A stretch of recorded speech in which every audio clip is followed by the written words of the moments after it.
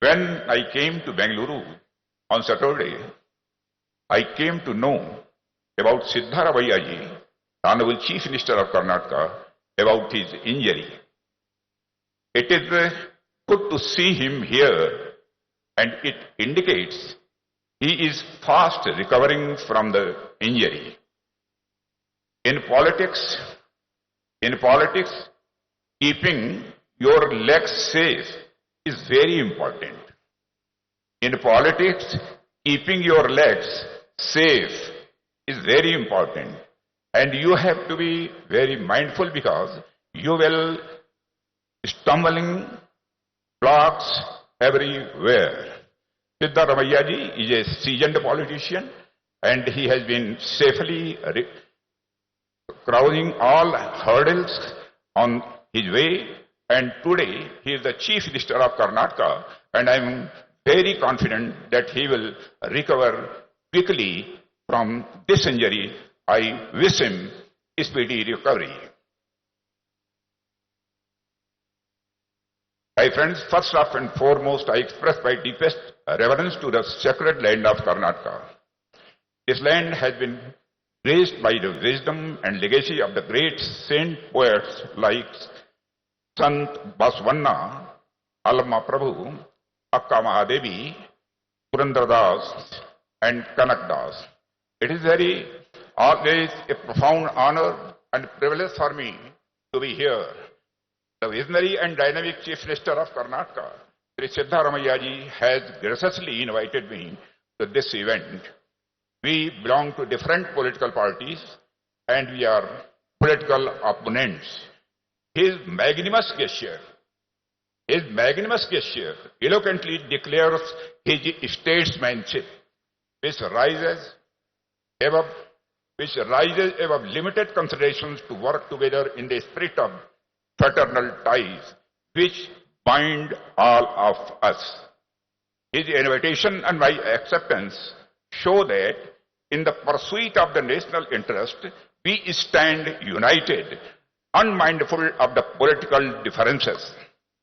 Friends, I have always shared a special bond with Karnataka. This land has continuously blessed me with immense love and affection. Karnataka is the unique confluence of the divine grace of the goddess Saraswati and the goddess Lakshmi.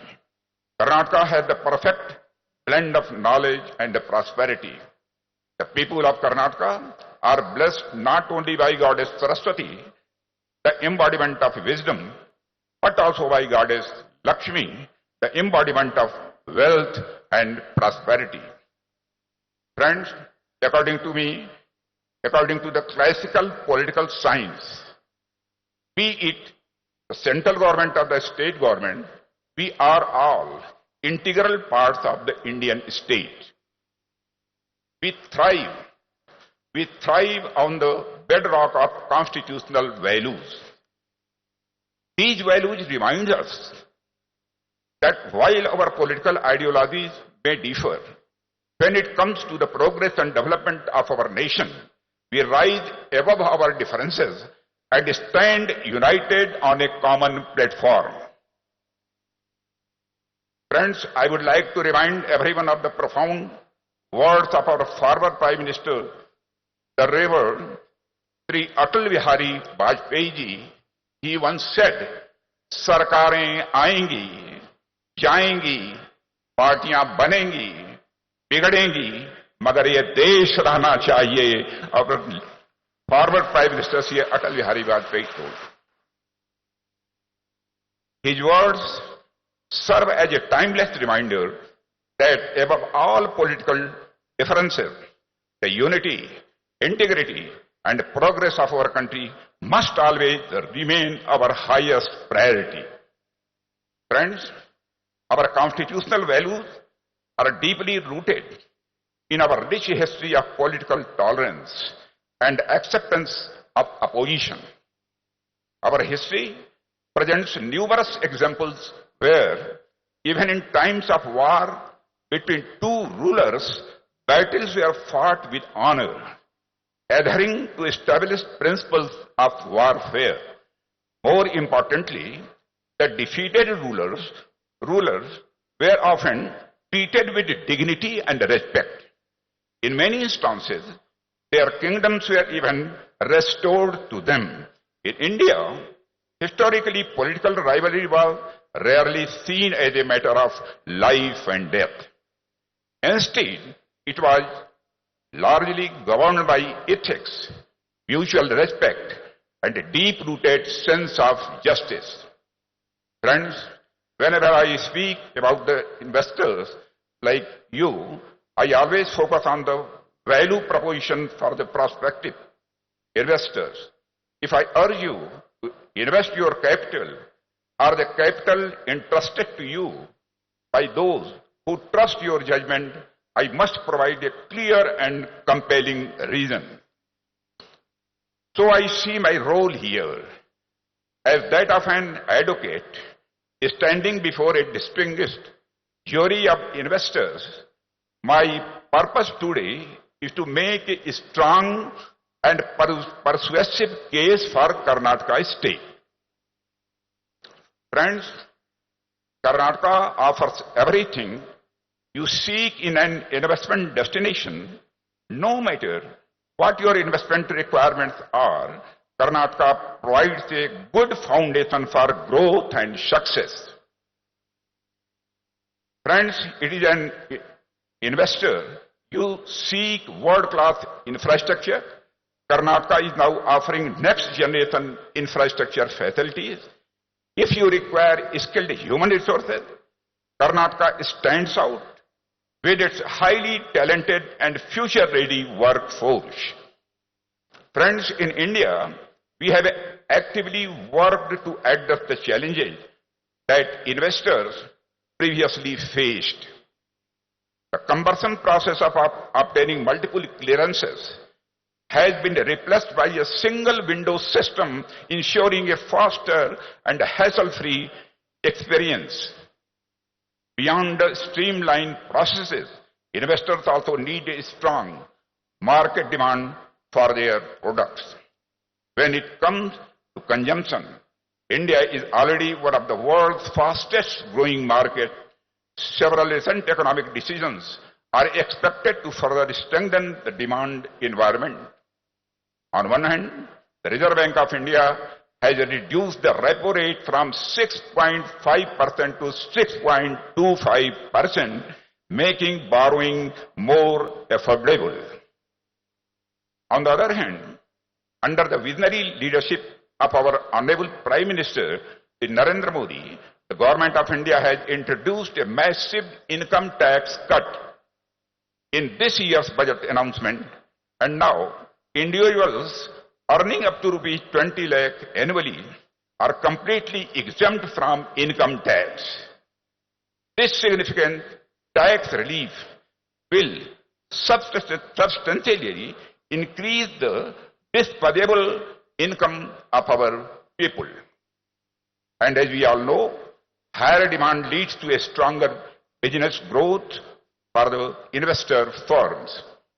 Friends, for any investor, the biggest concern before making an investment is uncertainty. Whenever I have interacted with leaders of large industries or entrepreneurs from the MSME sector, one common challenge they highlight is the uncertainty. Investors worry that they might invest in a promising sector today, only to face unexpected policy changes later, which could disrupt their plans and profits. This issue of uncertainty is not just limited to India. It is a global challenge that affects investment decisions everywhere. When I speak about the policy uncertainty, I want to emphasize a crucial point. Today, across all levels of governance in India, including the central government, state governments, and the local body, there is a broad consensus that sustainable economic development must be driven by a market-led economy, with the private sector playing a leadership role. This shared commitment provides a stable and predictable policy environment, ensuring that businesses can invest with confidence of policy continuity. When our Honorable Prime Minister was the Chief Minister of Gujarat, he pioneered the tradition of hosting investor summits. Today, this tradition has been embraced by almost every state in India, which is a positive development of our economy. In the past, investors faced numerous challenges, and one of the biggest hurdles was red tape. However, times have changed.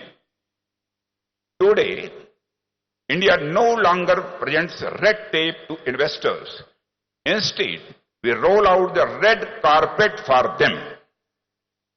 This kind of cross-political party consensus on promoting investment plays a crucial role in reducing uncertainty for our investors.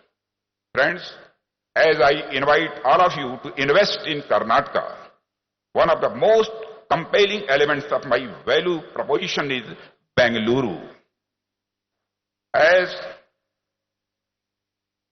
India's technological capital, Bengaluru not only creates the future of India, but also shapes it, driving innovation and progress at national and global scale. Being home to Hindustan Aeronautics Limited and a thriving aerospace industry, Bengaluru plays a pivotal role in India's ascent to the skies. Friends, we have moved beyond the era of IT and software and stepped into the age of artificial intelligence. It is Bengaluru which laid the foundation of India's software industry. I have immense faith in the talent and the innovation of Bengaluru's youth. Just as this city gave India its software technology foundation, I am confident that in the near future, Bengaluru will give India its first foundational artificial intelligence model.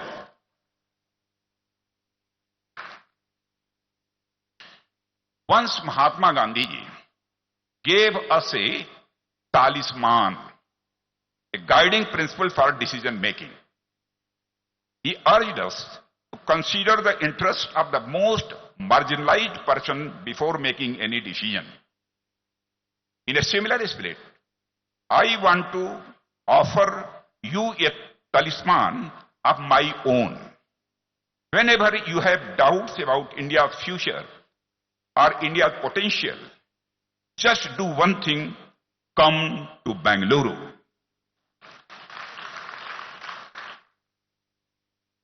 Visit this city and witness its thriving IT industry, its dynamic startup ecosystem, and its young, innovative entrepreneurs and technologists.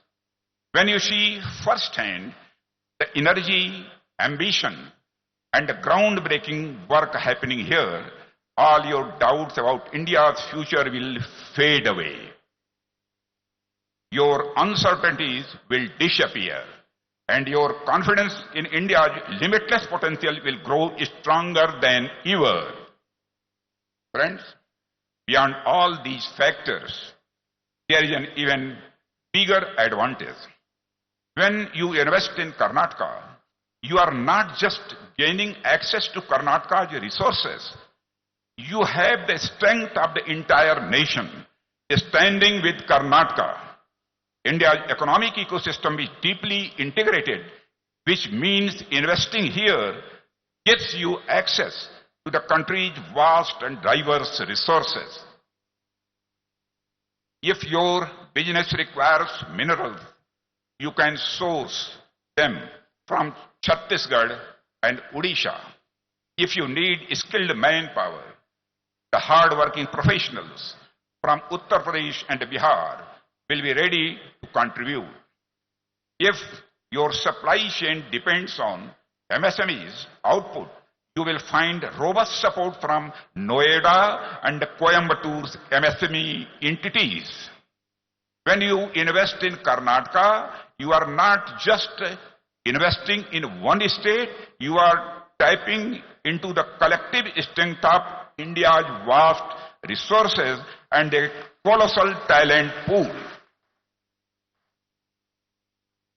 Today, India is in the era of the cooperative federalism, where we'll work with the true spirit of Team India.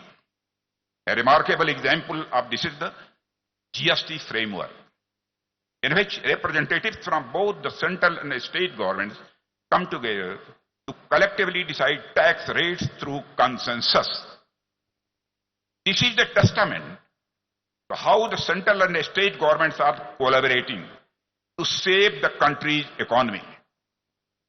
Friends, I believe that one of the biggest reasons behind the growing culture of cooperative federalism in India today is the leadership experience of our Honorable Prime Minister, who himself served as the Chief Minister of Gujarat for many years. I too have had the honor of serving as the Chief Minister of Uttar Pradesh. This first-hand experience of governance at the state level has given us a deep understanding of the importance of cooperation between the center and states. And today, India's cooperative federalism is stronger than ever before. Friends, I firmly believe that for all of you, this is the moment and the perfect time to invest.